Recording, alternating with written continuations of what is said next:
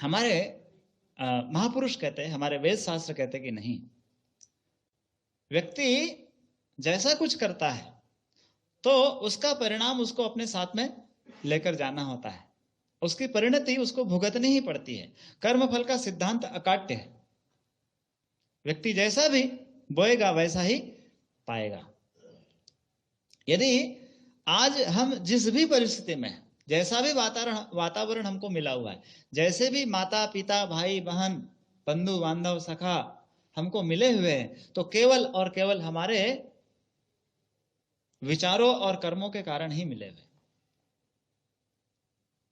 जैसे भी कुछ मिले। और हमारी उन्नति के लिए यह सबसे अच्छा वातावरण भगवान हमको प्रदान करके भेजा है। मान लीजिए कि किसी की खराब पत्नी है, खराब पति है,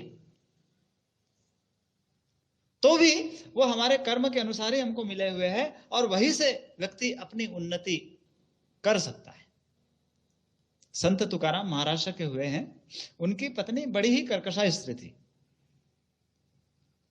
बहुत कर्कशा स्त्री थी, लेकिन फिर भी जब भगवान के पास वो बैठा करते थे तो भगवान को धन्यवाद देते थे। तो किसी व्यक्ति ने पूछ लिया, अरे तुका, तेरी पत्नी इतनी कर्कशा है लेकिन तू फिर भी भगवान को धन्यवाद देता है कि हे भगवान, तेरा बड़ा धन्यवाद कि ऐसी पत्नी तू मुझे दिया, तो ऐसा क्यों करता? तो संत तुकाराम कहते हैं कि बोले देखो, मेरी पत्नी यदि ऐसी नहीं होती, अच्छे स्वभाव की होती, बढ़िया बढ़िया भोजन कराती, बढ़िया से मेरे को रखती, मेरा पूरा ध्यान रखती, तो फिर मेरा ध्यान सारा का सारा पत्नी के ऊपर ही जाता, भगवान के तरफ कहां रहता मेरा ध्यान। तो इसलिए भगवान का बड़ा धन्यवाद है कि ऐसी पत्नी मुझे दी, इसलिए मेरा मन भगवान के चरणों में लगा हुआ है।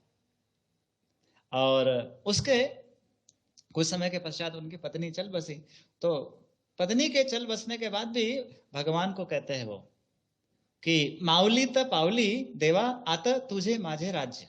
मराठी में उनका वाक्य है, वो कहते हैं कि माऊली त पावली मतलब हे भगवान, मेरी पत्नी तो अब आपको प्यारी हो गई, माऊली त पावली देवा आत तुझे माझे राज्य, हे भगवान अब तेरा और मेरा ही राज्य है, अब तेरे और मेरे बीच में कोई दूसरा आने वाला नहीं है।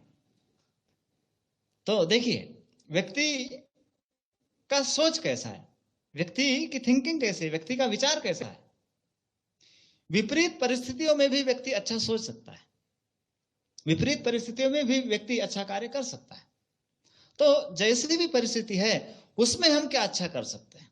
क्यों? क्योंकि हम जो परिस्थिति है उसमें ज्यादा परिवर्तन नहीं कर सकते। परिवर्तन यदि करना है तो सबसे पहले अपने अंदर करें परिवर्तन, और उसके बाद अपने अंदर का परिवर्तन ही बाहर के परिवर्तन को करने में सक्षम हो पाएगा। तो विचार संयम, विचारों के ऊपर बड़ी पैनी निगरानी रखें कि हम क्या सोच रहे हैं, और